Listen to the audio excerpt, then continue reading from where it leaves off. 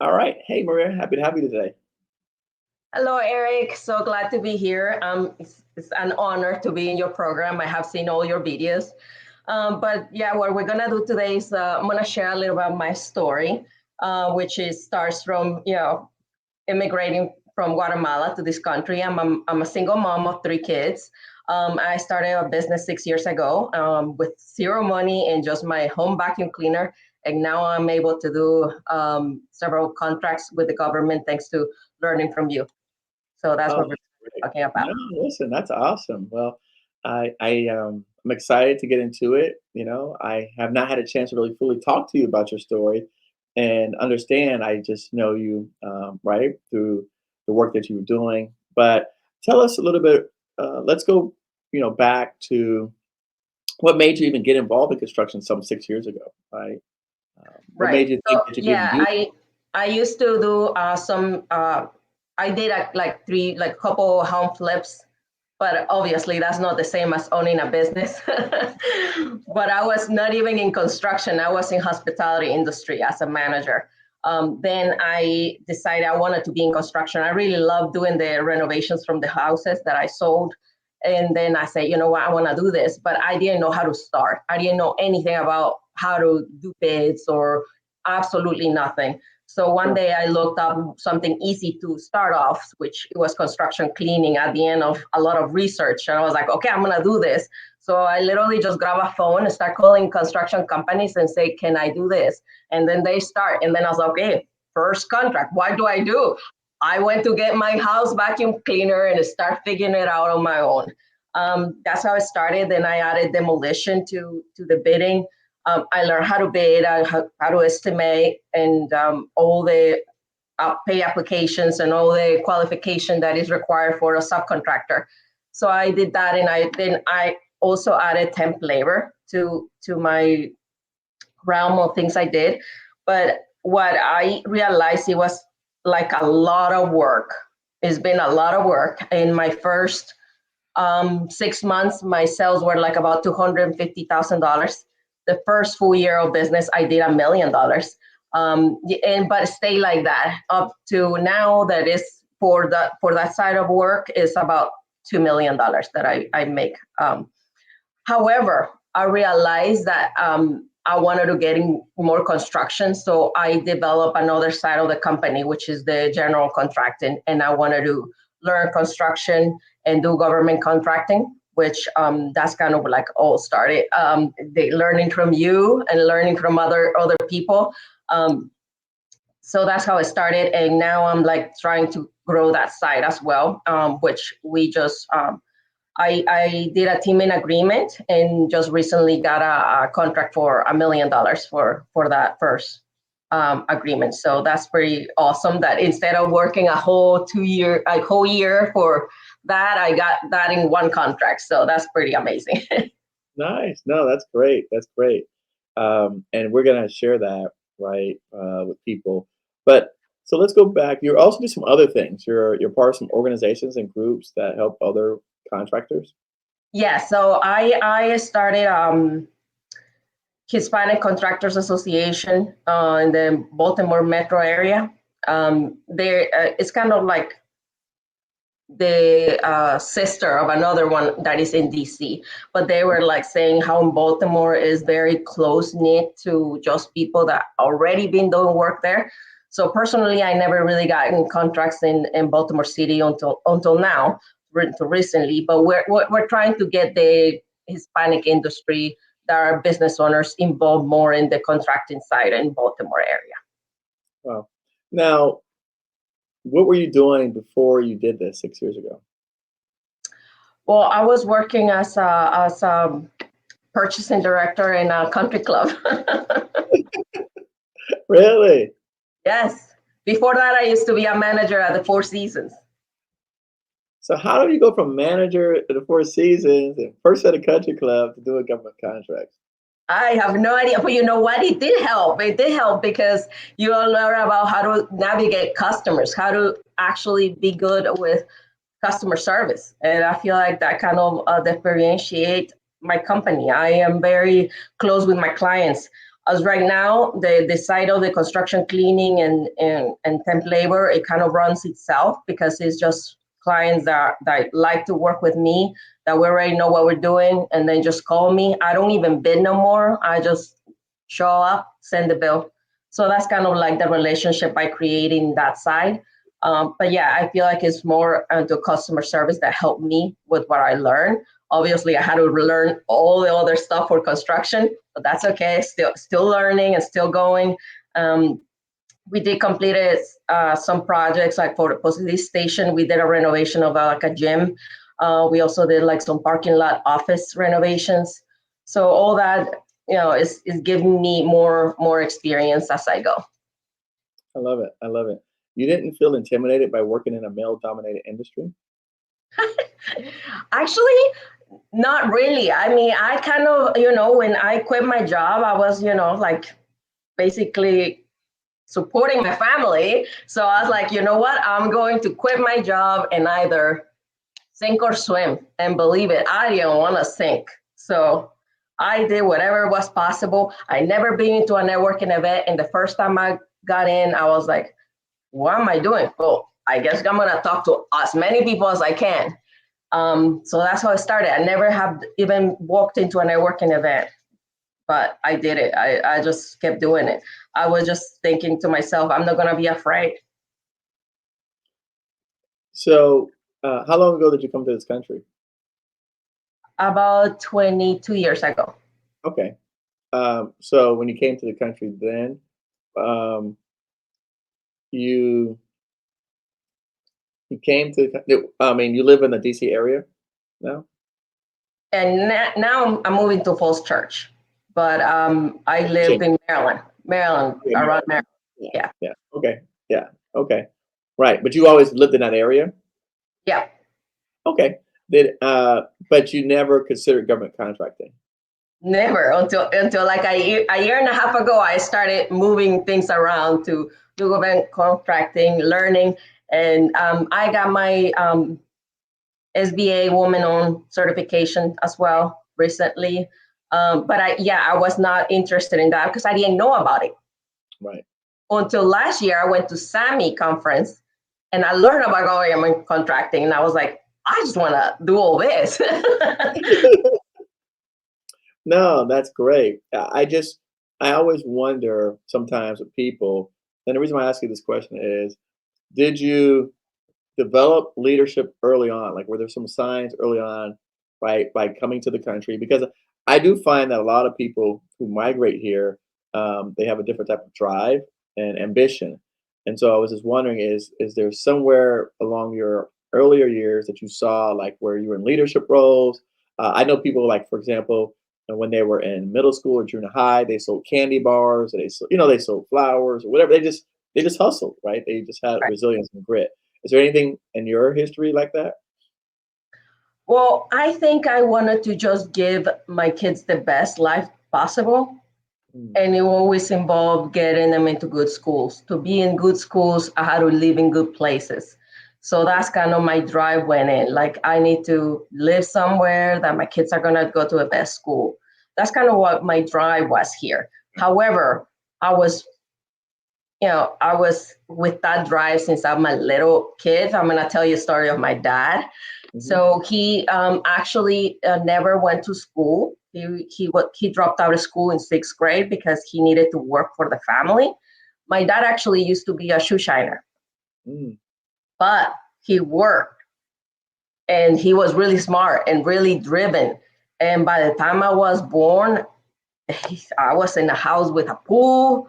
I had like, you know, a chauffeur and things like that. I mean, I went to Disney World so many times. wow, So I saw that drive, but obviously he was a business owner. So I saw the ups and downs, and there were tough times as well. So I lived all that. But at the end of the day, I feel like I got my strength from my dad and the guidance he gave me to say, you know what, you can do it. You're my daughter. I was able to do it with no money.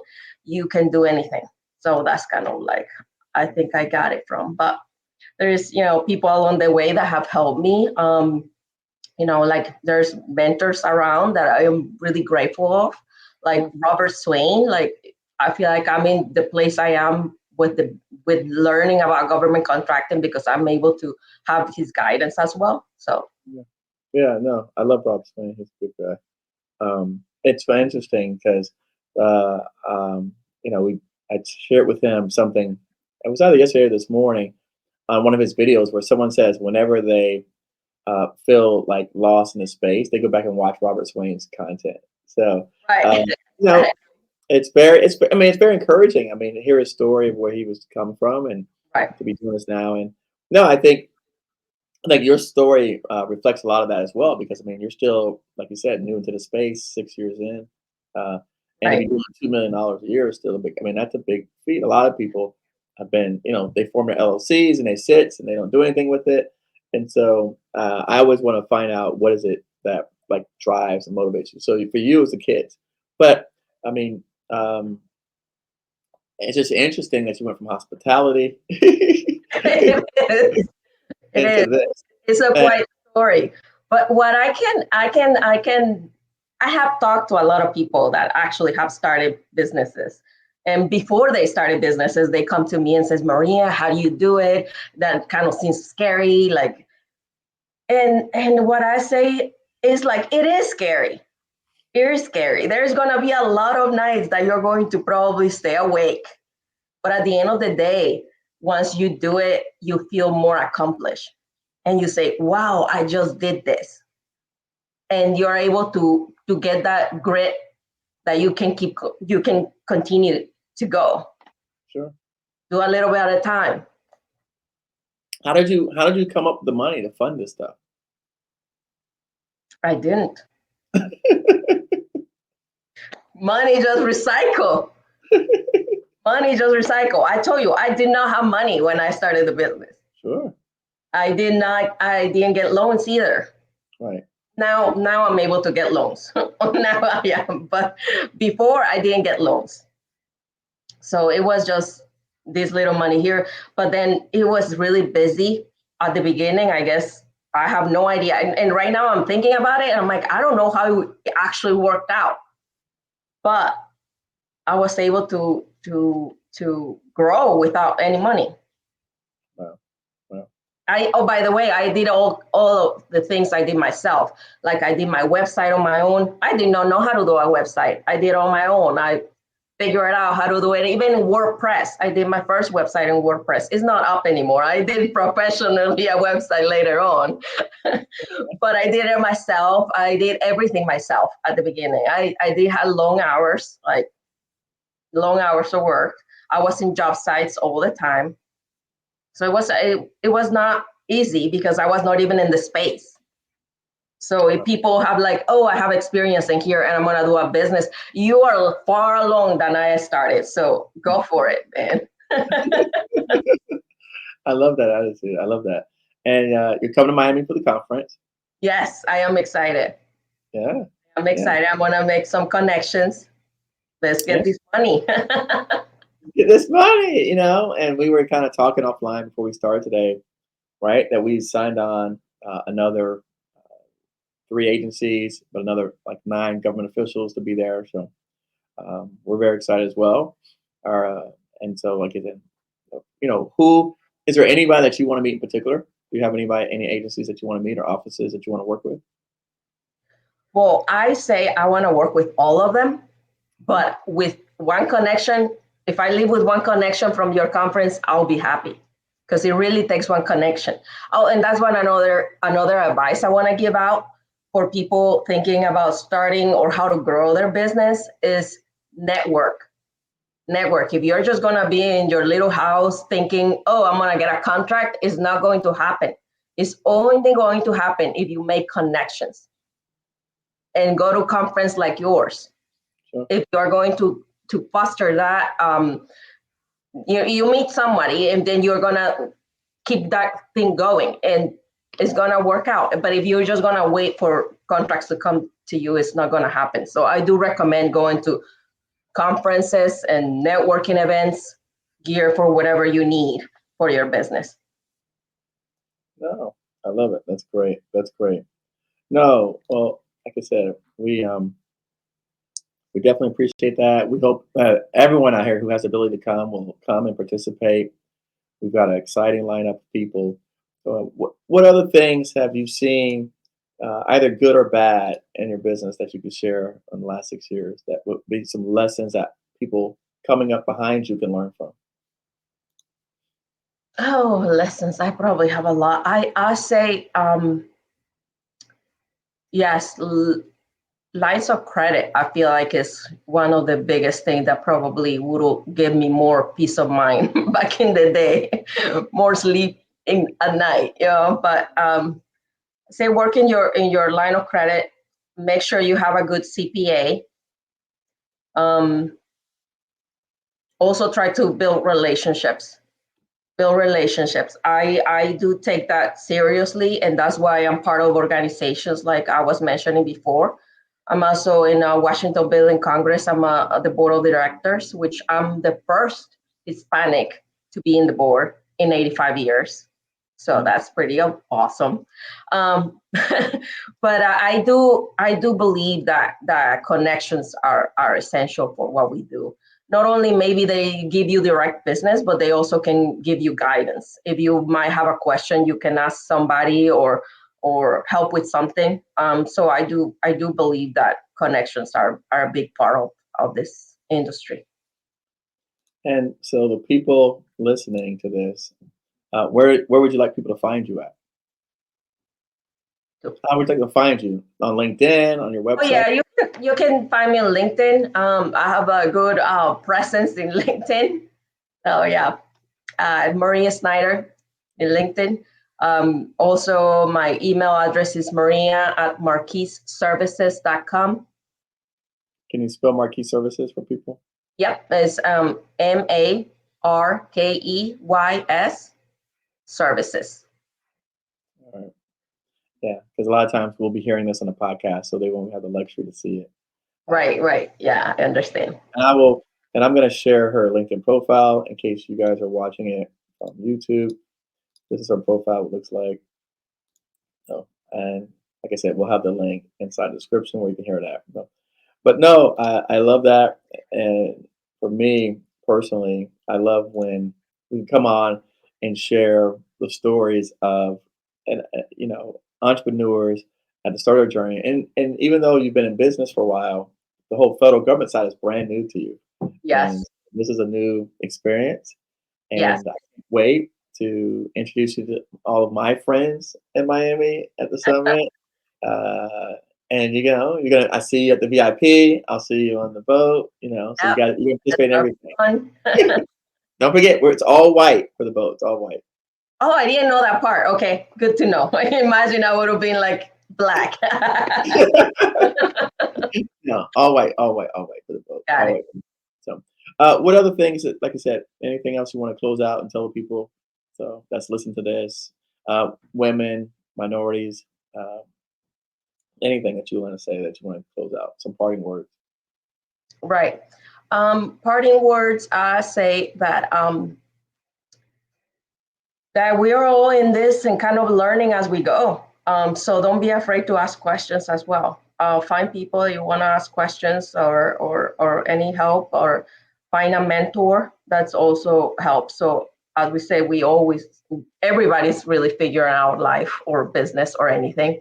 So I feel like that's pretty much it. I feel like sometimes we are afraid to ask questions because we don't want to look dumb. I think it's better ask questions or find out rather than make a mistake or just learn until later on. So I think it's just that ask questions. Yeah, I agree with you 100%. Well, Maria, thank you so much. I appreciate your time today. I appreciate you sharing your story and your journey with people out there. And again, if you want to meet Maria, she'll be down in Miami at our summit, November 14th to 15th. We look forward to seeing everyone there. We look forward to seeing you, and we'll take a nice picture. And just just so you know, I'm gonna probably have 3 outfit changes. So just you know, Okay. just so. All right. Well, listen. Hang on. We're gonna go ahead and close out this session. Thank you so much. All right. Thank you so much, Eric. Bye.